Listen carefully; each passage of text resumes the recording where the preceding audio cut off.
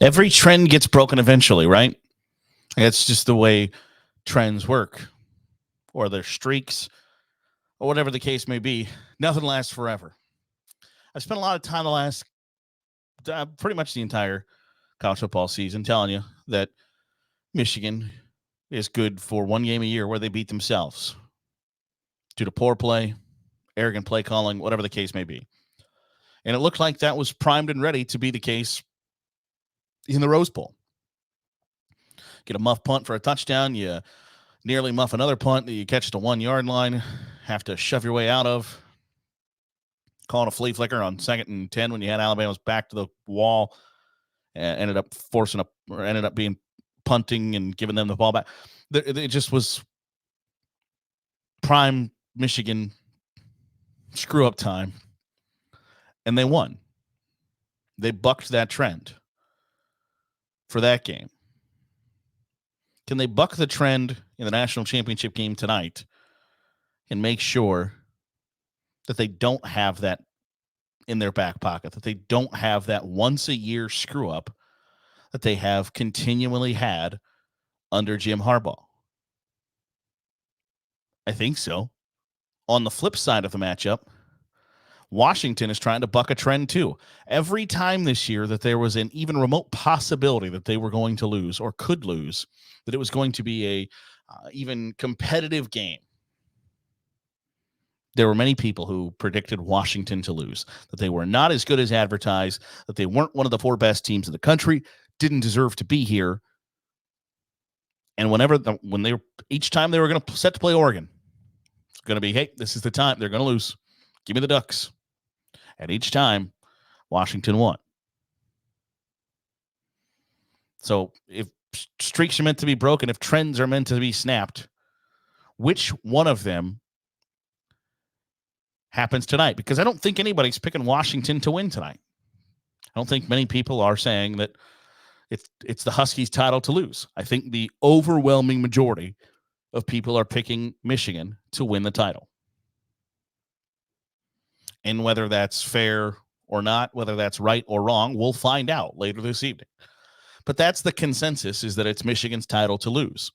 Now, my argument is when you have a history of losing things that should be yours, then I have questions.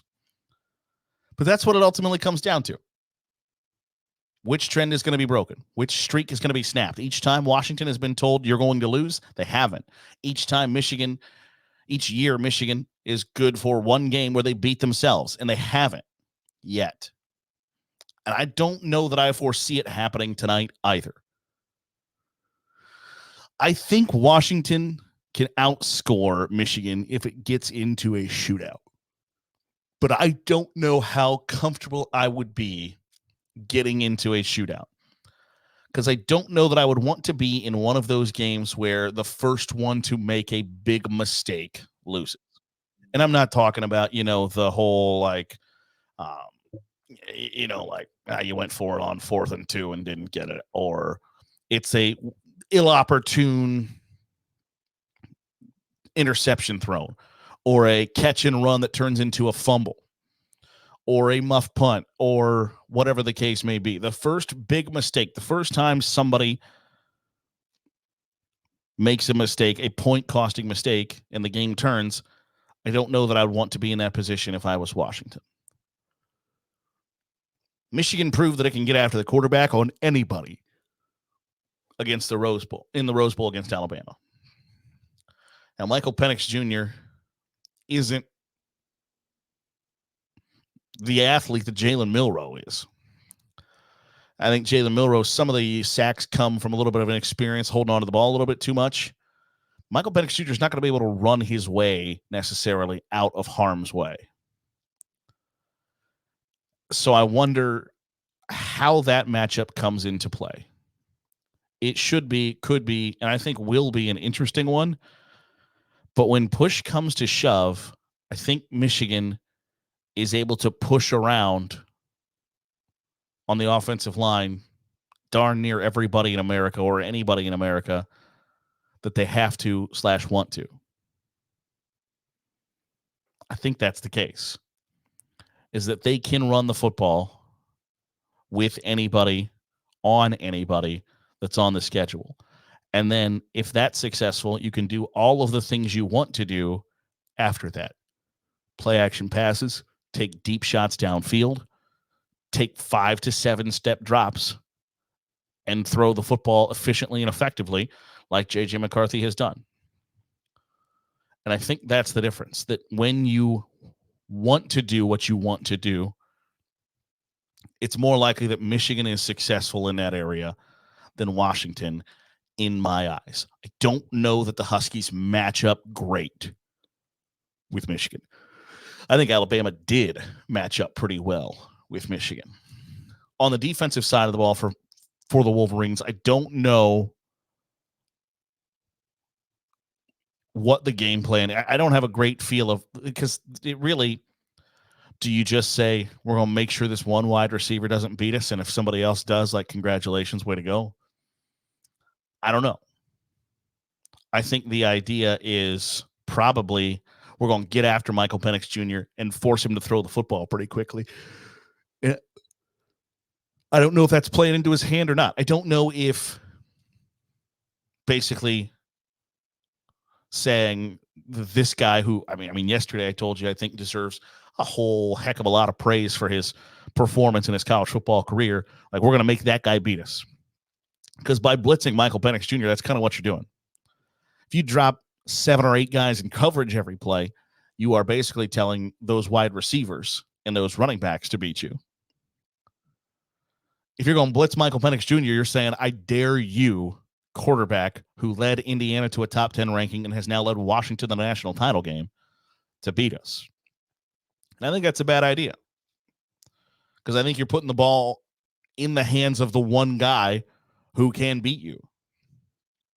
So it's an interesting matchup. It's an interesting way to look and think about it, because ultimately, do I want Rome Odunze to beat us, or do I want Michael Penix Jr. to beat us? It's a pretty easy decision to me. But I think the way Michigan wants to play offense dictates the entire game. If they can run the football the way they want to run the football, you can then play defense the way you want to play defense. You can then operate your offense in the exact manner that you want. You can then say, I want to play action pass. I want to take shots down the field.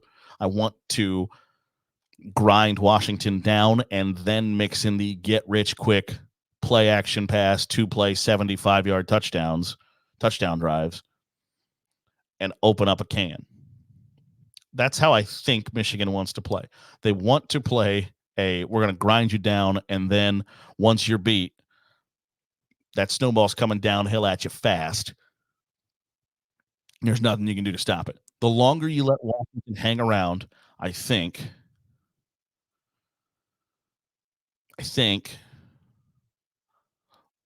the less ideal that situation is for Michigan. I think they want to get that taken care of quickly. And it goes back to the Rose Bowl a little bit, where I talked about it after the kind of the Rose Bowl recap, so to speak, that the overwhelming sentiment at halftime of that game was Michigan has dominated this game, and they were leading by 3. So if you feel like you've dominated the game and you're leading by 3, that's not a great place to be. Like, that is not at all where you'd want to be if everybody, but like if Alabama believes we got our asses kicked in that half and we're trailing by 3, that's a good place for them to be. And so I think Michigan is thinking about that coming into the game of like, hey, listen, if we're going to step on somebody's neck, we got to step on their neck. We got to get out and take care of business when we have those opportunities, because they could have put Alabama away before it ever got close to overtime. Could have happened, and they did not do it. They didn't finish the job. Now, they ultimately did, but in these high leverage games, high pressure situations, you don't get a ton of opportunities to reroute and do it again. Like, okay, we didn't close them out when we could have, but just generally doesn't happen.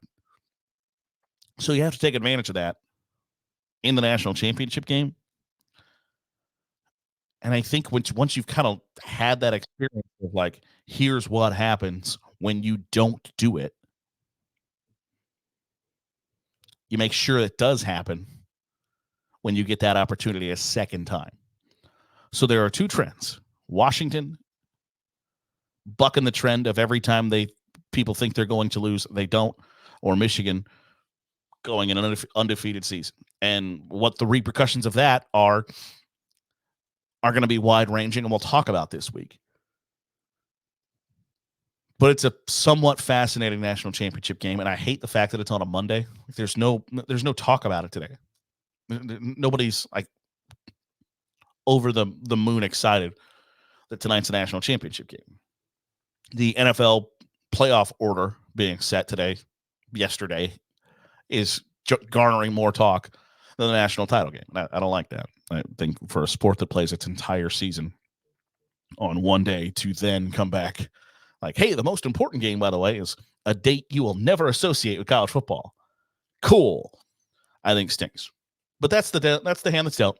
That's what's happening tonight. National title game. I think when push comes to shove, Michigan is too much.